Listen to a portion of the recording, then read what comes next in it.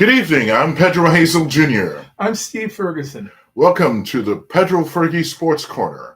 Tonight we'll be discussing the Jets and the Giants, the World Series, Darryl Strawberry, and more. If you like what you see, hit the subscribe button. The internet address is youtube.com/@PedroFergie Sportscorner. That's all one word.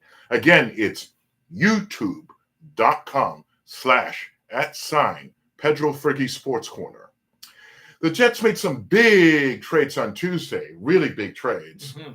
They first traded cornerback Sauce Gardner for wide receiver Adonai Mitchell, a 2026 first-round draft pick and a 2027 first-round pick from the Indianapolis Colts. Then they traded defensive lineman Quinlan Williams for defensive lineman Mazi Smith, a 2026 second-round pick, and a 2027 first-round pick from the Dallas Cowboys.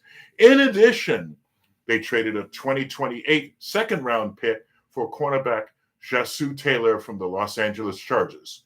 What a flurry of trades the Jets made. I guess they're preparing for 2026 and beyond. I'm going to tell you this. This is the first time in years, and I don't know how many years, where I think the Jets actually did some very intelligent things going forward. This team, which was coming into the middle of the year, 1-7, finally decided, you know what, the season's over. We have no chance at the playoffs. We're finished for the year. Let's get started for 2026. Yeah, and it makes a lot of sense. Makes a lot of sense. I'm sorry about Quinlan Williams. That's the player I didn't think they were going to trade. I think he's a really good defensive player. I think will only help Dallas out even more, considering they traded Micah Parsons before the season started.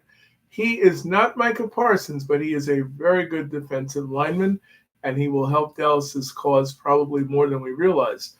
As for Sauce Gardner, that was not as much of a surprise to me. Yeah. He was the fourth pick in the draft a couple of years ago. I thought what we were getting, and maybe that was my mistake, I thought he might be the second coming of Darrelle Revis in his first year. Oh boy, that's a huge expectation. He was a great college corner. He was a guy who could intercept passes, fairly strong. He wasn't as tall as Revis. Revis was 6'3", if I remember. A really strong and fast and instinctive and very intelligent corner, more so than I ever realized once we had this guy. What I noticed about Sauce the last 2 years, he really wasn't involved that much in tackles. He certainly didn't have any interceptions to speak about. And he looked almost tired and almost like he didn't care. Interesting. He really looked like he lost his energy and his soul with the Jets. That's strange. Maybe that's what happens when your team has been this bad this long. It kind of drains your energy. It always seems that when you're a bad team, your energy always seems to be drained because you put in all that effort and you still lose. Right. And I think maybe for Sauce Gardner, even though it was a shock to him, I think that's the best thing the Jets could have done for him. Yeah. They traded him to a really good team. 7, and now they're 8-2 after winning today against Atlanta in overtime, the Colts. But he really needed like a surge of energy that I don't think he was going to get with the Jets. This deal may have shocked him into saying, I've got to play a lot better if I'm going to stay in the NFL. Now, the third deal they made, although that seems like a more inconsequential deal, was also helpful. The New York Jets have actually gotten 7 draft picks for next year and a couple for the year after. If you add the 2 other trades, they really did a lot of Reminds me of what the Cowboys did back in the 90s, early 90s, when they 1989 they were 1-15. Yes. I mean, the worst season ever, and then they started trading and getting draft picks and all of that. Right. A lot of people didn't like that when, Jerry Jones took over the team and all of that, but they started winning Super Bowls. They really achieved everything they wanted in a quick turnaround from one year to the next. Troy Aikman, Emmitt Smith, Michael Irvin, championships. Oh, yeah. Now, I don't expect the Jets to get there Oh that no, quickly. not to the level of the Cowboys Right. in the 90s. First of all, we don't have a coach who has the experience of a Jimmy Johnson, who was an excellent college coach at Miami and an excellent professional coach as well, and had a great career as a broadcaster. This man did it all in football. But what I'm going to tell you is, once the Jets decide who their quarterback is next season, that's when you might see some change. Yeah.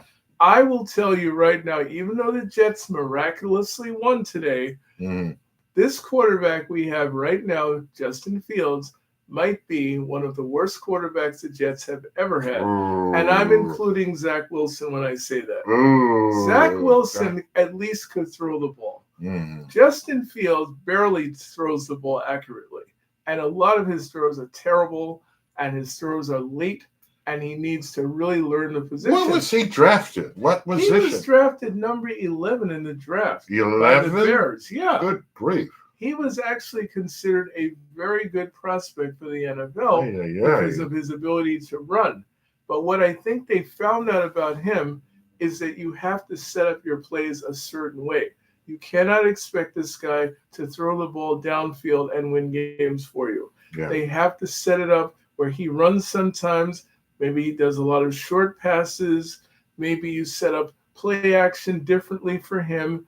You make sure the field is clean for him to make his throws. Yeah. Because he has one of the worst percentages of throwing the ball accurately on time. 3.7 seconds it takes him to get rid of the ball. You can't do that in the NFL. The windows are closing tight. Yeah. They're like this. And it's not like Tom Brady has all day to throw. Right. And in the college game, if you play for a good team, and he played for Ohio State, of course you're going to have time to throw. Everybody's scared as hell about who you have. But in the pros game, you better have a good team around you if that's how you're going to play the position. Yeah. And the Jets definitely don't have that. So I think this is the beginning of the rebirth of the New York Jets. Yeah. I don't know where they're going to pick in the draft. We were hoping they would pick first, but if they keep winning, that's probably not going to happen. Yeah. But we are going to get better at the quarterback position. As I found out this year in the draft, it's a good draft. Next year is even better. Oh, good. So what I would suggest to the Jets, this year you draft a good quarterback, and the next year you do it again. You get two good ones back-to-back years. The next thing I would do if I'm the Jets, I get an experienced quarterback to run the offense. This way, if the rookies fail to do the job, you have someone there who knows how to run the offense, who can actually throw the ball downfield. How about that? Yeah. So do I think the Jets are on the right track? Yes. And one suggestion I have for them, don't you dare trade Breece Hall off this team. That is the one player you have, along with Garrett Wilson, who gives you a chance to win. Yeah. And today's game was living proof, and my partner here will tell you why. Because without a running game, the New York Jets offense is invisible. Completely invisible. Let me tell you some of the stats here. And they're going to be very, very shocking if I can get it up from the Daily News here. Okay. He had Breece Hall 125 all-purpose yards, 6 defensive sacks, 6. Let me see. So the defense had 6 sacks. That's really good. Incredible. And of course, before that, they had a image of Mangold. Oh yes. Very sad news, obviously, for Jet fans and for all fans in football. Our superstar defensive player that we had. Mangold. Yeah. Nick Mangold died at 41. This was a man who had major kidney problems. We didn't realize how severe they were, and I'm not sure he did either. But he is a guy that now I think should seriously be considered for the Hall of Fame. Yeah. He did everything in his career in the 11 years he played for this team. Yeah. He bore his soul for this team. He was one of the best defensive players, along with his good friend, DeBrickashaw Ferguson. And I think Jet fans would be very happy to see him in the Hall of Fame. We're going to miss your spirit and your energy. And I heard you were a great guy to play with. Everybody from Darrell Revis to Aaron Glenn said that you were. I'm sorry you're gone. Rest in peace, Nick. Rest in peace, Nick. But anyway, as you were saying, going on to the game. Mhm. At halftime, they had just 62 yards and minus five passing yards. They finished with 169 total yards, with 127 of them coming off the ground, which means they only had 42 passing yards. And I'll tell you one other stat. The New York Jets, two. Oh, most my teams God. are lucky if they have one, and we're talking 6-7 that they had two. Yeah. Otherwise, they would have lost. They would have lost the game, and they probably would have been embarrassed today. Mm-hmm. Yeah. Meanwhile, the Jets traveled to New England for a rival matchup on Thursday. Well, this is a game, as most Jet fans know, is usually the beginning of the end for the Jets. The good news, if you want to call it that, so we're 2-8, even if we get our butts blown out, and that's probably going to happen. 2-7, and that's probably going to happen Thursday. But I will say this has no bearing on how these teams finish. Yeah. The Jets are officially done, and they have been for the last 4 or 5 weeks. The Patriots amazingly have a shot at the playoffs. After 2 years of being on the ground, they got up and they're back. Yeah. I wish the Jets could do that. I know it's not going to be 1, 2, 3 for this franchise, but I want to see the Jets competitive. I want them to play defense. I want to see that running game. And oh my God, can I get one more good game this season from Justin Fields? Maybe. Okay. We'll see. Moving on to the Giants. The Giants lost today in Chicago at Soldier Field, 24-20, and fell to 2-8. Quarterback Jackson Dart suffered a concussion in the second half, third quarter, actually. Before the concussion, he had completed. He was 19 for 29 for 241 yards. Russell Wilson filled in for Dart. Wow. The Giants, unfortunately, host the Green Bay Packers at MetLife Stadium next Sunday. Oh, boy. Wow. Well, I'm going to tell you the same thing I said about the Jets. The season is over, Giants fans. Don't go crazy.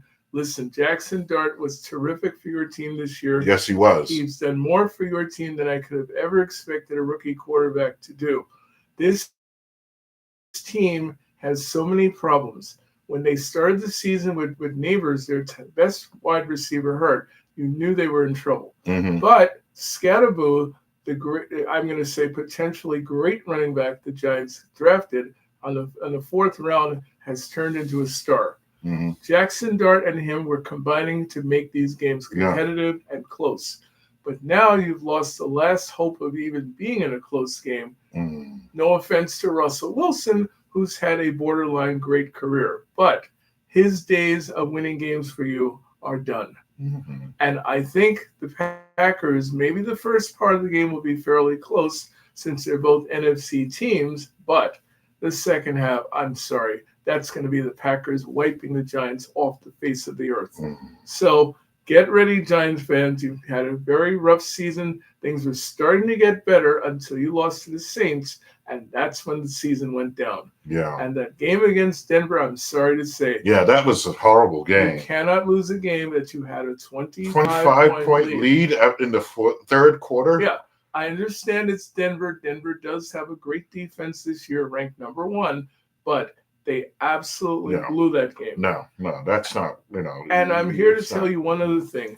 For those of you who are Giant fans and think that Brian Daboll is surviving this, I say absolutely not. No. And what you should do if you're the Giants and you care about your franchise, you get rid of Brian Daboll, you get rid of that defensive coordinator you have, I don't remember his name, and you get rid of the GM, Joe Sheen. Mm-hmm. All of them have to go. You start over. You have Jackson Dart as your quarterback. You have Scatterboo healthy next year, and you draft some wide receivers and better tight end, and maybe then you start competing for something. Yep. In other news, the last weekend, one of the greatest World Series ever came to an end as the Los Angeles Dodgers beat the Toronto Blue Jays 4-3 on November 1st, beating the Blue Jays 5-4 in 11 innings. The Dodgers are the first team to repeat since the Yankees did it from 1998 to 2000. what a way to end with the Dodgers and the pain the Blue Jays suffered, especially this game in Game 6. I will tell you, of all the teams that have faced the Dodgers the last few years, this Blue Jay team gave them everything they could have wanted did. And more. I personally like the Blue Jays. They're my favorite American League team.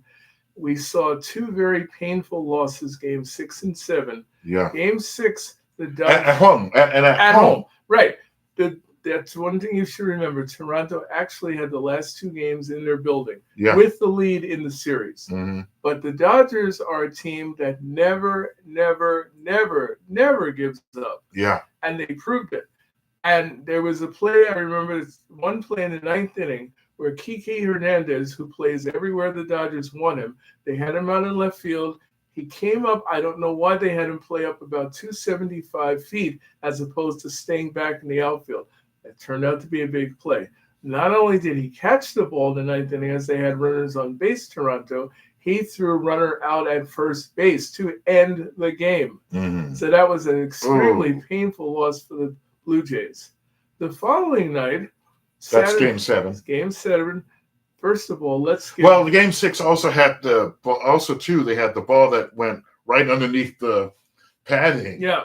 And wisely, the left fielder decided not to touch it and called the umpires. The ball was there, so they named it a ground rule double, so the runners couldn't score. Good point. The Toronto runners couldn't score. And here's the guy who I think saved the Dodgers. His name is Yamamoto. Oh, yes. This pitcher, along with that left fielder. But this guy, this Japanese pitcher that they acquired, by the way, the Mets came very close to getting this guy for $25 million a season. Yeah. They were, and by the way, Toronto was third in the voting behind them. Mm. These two teams knew how good this pitcher was. Yeah. What he did, he saved the Dodgers series. He won 3 games for the Dodgers as a starter, and nobody pitched better than him. And they have a great rotation. Let's be honest. Yeah. They have Snell, they have Ohtani, they have Glasnow, but this guy was their best pitcher. Yeah. And every time they needed him in that series, he slammed the door in the Blue Jays' And he even face. pitched a couple of innings in Game 7. Yes, he was phenomenal. That's what the Dodgers do. They always come up with the answers. Mm. There's always something that other teams do. Maybe they make a mistake defensively. Yep. Maybe they take advantage of your mistakes. That's what those Yankees, 1998 or so, that's what the Dodgers do. But I think what I would say about the Dodgers, they're in the city of angels, and I think the Angels are watching over the Dodgers. Yes, they were. They wanted them to win that title because the Blue Jays gave them everything they could. Mm-hmm. And I really believe the Blue Jays were the better team in the series, but the Dodgers were refusing to give up. Yeah, they were lucky. They were lucky. They were lucky and really good, and you thank the City of Angels for their victory, but somebody is going to eventually beat them. But the question is, who is it going to be? Who? Yeah. But congratulations to the Dodgers. Congratulations to the Dodgers. They earned every bit of that World Series, I have to say that. Mm-hmm. Now that the World Series is over, the Mets have their period to re-sign Pete Alonso and Edwin Diaz, two of their most indispensable players. Both players have opted out of their contracts to become free agents. Indispensable is right. And these two, to say the least, these two players have to be part of the Mets going forward. I have been saying to you for a while that the Mets need to stop the games with Pete Alonso. Yes, stop the damn games and sign him. It is time to give him a 5-year, 6-year, or 7-year deal. Lock this player up. Let him finish his career with the New York Mets. Yeah. This man has 268 home runs. I want you all to listen to that carefully. If he does that in the next 6 years, that's Hall of Fame material. That's right. They can talk to me about his defense not being that good. They can talk to me about the errors and the misplays, but nobody's going to hit 40 home runs for you like this man. That's right. Outside of Aaron Judge, I don't know anybody in the game who is as consistent a power hitter as Pete Alonso. That's right. I agree. And I've got news for you. As a Met fan, as both of us are, Yeah. there is nobody on this team that loves playing for this team more than him. That's right. I agree. Because what they did to him last year, they gave him what's called a pillow contract. Yeah. They signed him for an extra year, and then his contract was up this Criminal. year. Criminal. Let me tell you something. Say the least. It's criminal. Here's why I'm so pissed, and most of us should be. Right. We have a general manager who, in my opinion, is the biggest jerk of a GM we've ever had. Yes. I heard the other day, I was watching, and I do watch other sports programs. I heard Joe Beningo, who's one of my favorite people on the air, say the boy wonder ruined this team. So it's not just me who says it. We know how bad a job this guy did. And somebody said the same thing, just watching our show and saying the same thing. Yeah. You're right. You're absolutely right. Knock off the nonsense and sign Pete. Yes. And Edwin. Let me tell you, Edwin Diaz, for a bullpen that was absolutely disgusting on almost every level, he was the reason we were still in the pennant race. That's right. Edwin Diaz has gone from mediocre or less than that when he came here 4 years ago to, in my opinion, being one of the best closers in the game. Yeah. I don't care about Johan Duran for Phillies. Yeah, he throws hard in Edwin, so what? Edwin has the best slider in the game you'll ever see out of that bullpen. Yeah. Edwin Diaz, when he needs to, can rear back and throw 99 or 100. Yeah. Edwin Diaz has no fear of getting major league hitters out. We've seen him get people out with the bases loaded and nobody out. You tell me who's doing that. That's right. So they need to give this guy a record contract. I would say I'll give him 4 years. I'll pay him $100 million. He's worth every penny. And I'm going to pay him. Steve Cohen has to get involved with these negotiations. Yes. Both of them. You know. Edwin Diaz, he might be 32 years of age, but that means he can still pitch. Yeah. I give him a 4-year contract for his services, saving the Mets bullpen, which would have been a disaster for years if we had not acquired him. That's right. That's been one of our best acquisitions ever. Damn right. And we need to re-sign him. Then you can talk to me about getting Cody Bellinger, who I would love for the Mets to get, who can play 4 different positions, including center field, where they need somebody, and first base to give Pete Alonso a breather. Yeah. I'm okay with that, but we need pitching. Yes. Oh, my God, do we need pitching. Let me tell you. OMG, yes. You know what? I'd like the signing if they can bring this guy in, Michael King. I like this guy. He's a former Yankee. He can pitch. He's comfortable in New York. He's got the personality to pitch in New York. You go and get him. That's right. And here's the one I don't want them to see, even though I like this pitcher. I am so scared of the possibility of us getting Tariq Skubal. I'll tell you why. Years ago, before a lot of you probably even started watching the Mets, there was a trade the Mets made back in 1990, one of the worst trades they have ever made in their history. They gave up 5 players, 5, for Frank Viola. Do you remember that name? His nickname was Sweet Music. Well, he was sour notes for the Mets. I mean, he was good for like 2 seasons, and that was it. One season, that was it. The season he won the 20 games. Right. The only season he pitched well for the Mets was the year we acquired him, 1990. He won 20 games, but he lost 12. He made the All-Star team, but you know what his record in the second half was? 8-8. He was never good with the Mets. We gave up 5 players for him, including a pitcher by the name of Kevin Tapani. Nobody remembers him, but I'll tell you who he was. He pitched until he was 38 years old, and he even won 20 games with the Cubs, or 19 for the Cubs, who were garbage then. He was a good pitcher. Rick Aguilera, you might remember that name from the World Series. Yeah. Dude, he had 300 saves in his career. He stayed with the Mets. He might have been in the Hall of Fame. That's for sure. We gave up David West, a very promising left-hander. We got him back. We gave up Savage, who was injured like Jack Savage. But we gave up 5 players for a man who barely pitched a year and a half. And he's a native New Yorker. Yes, he's from the Long Island area. Oh, yeah. And he actually pitched later on for Cincinnati, terribly for Cincinnati. And he was traded to Boston, 2 years and done.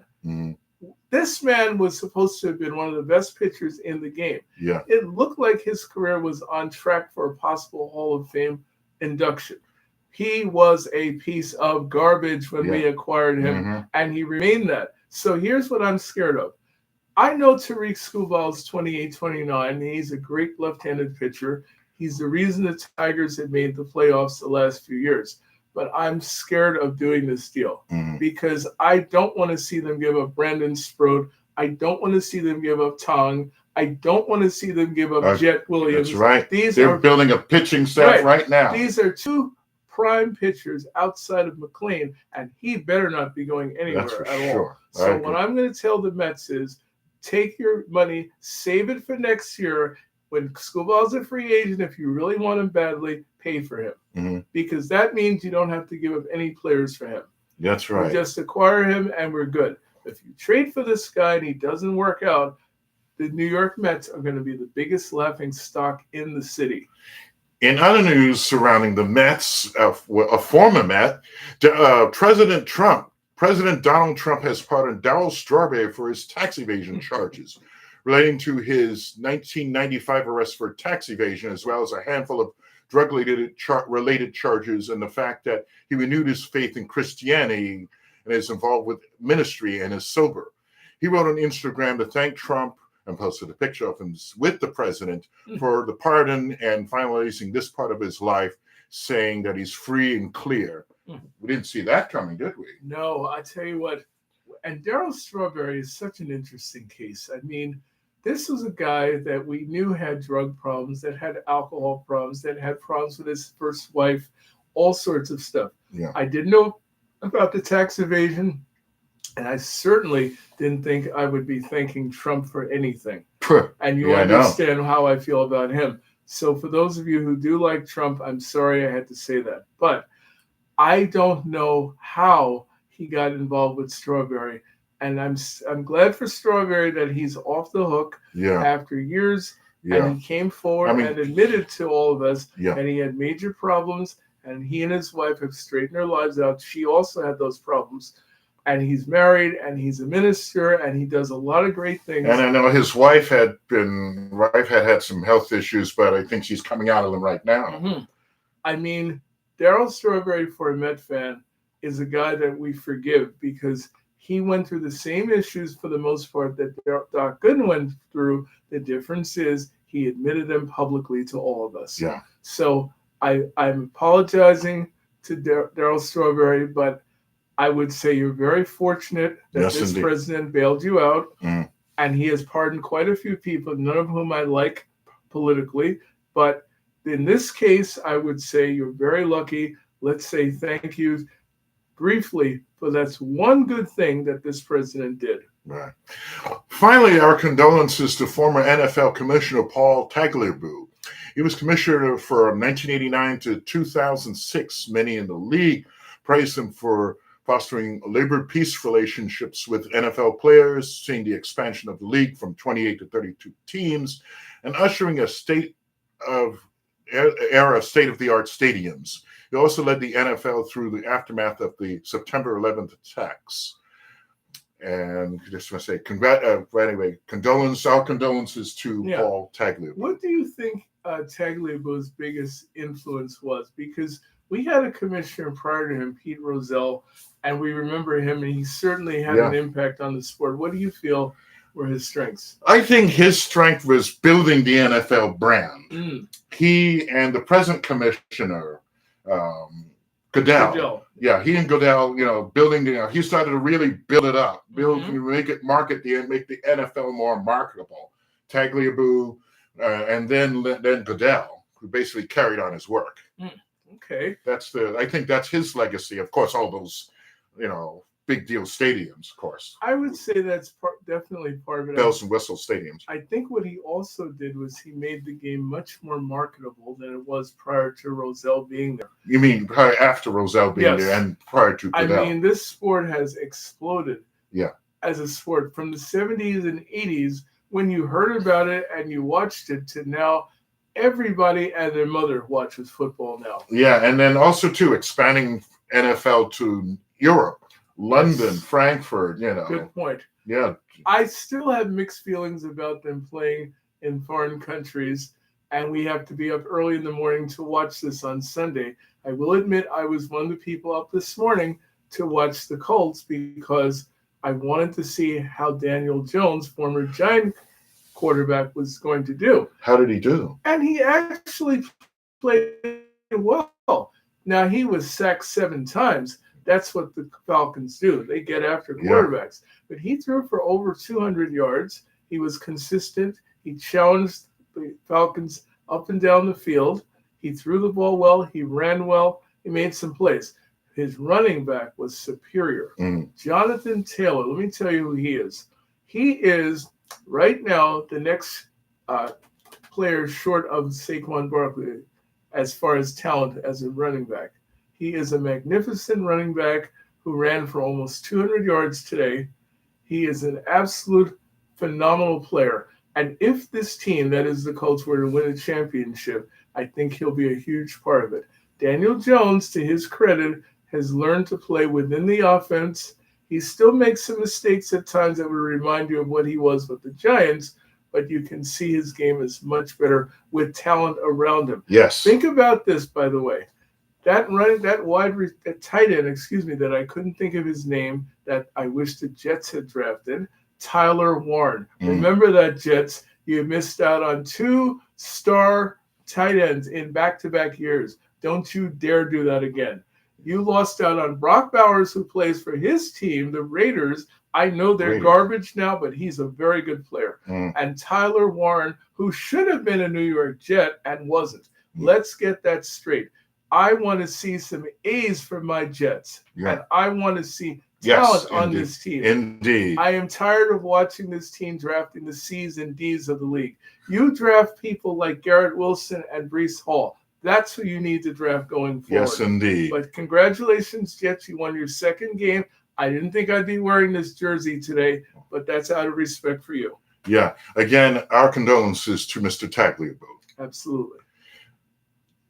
For Steve Ferguson, I'm Pedro Hazel Jr. saying thanks for joining us. If you like what you see, hit the subscribe button. The internet address is youtube.com/@PedroFergie Sportscorner. All one word. youtube.com/@PedroFergie Sportscorner. All one word. Have a good week, everyone. Have a good week.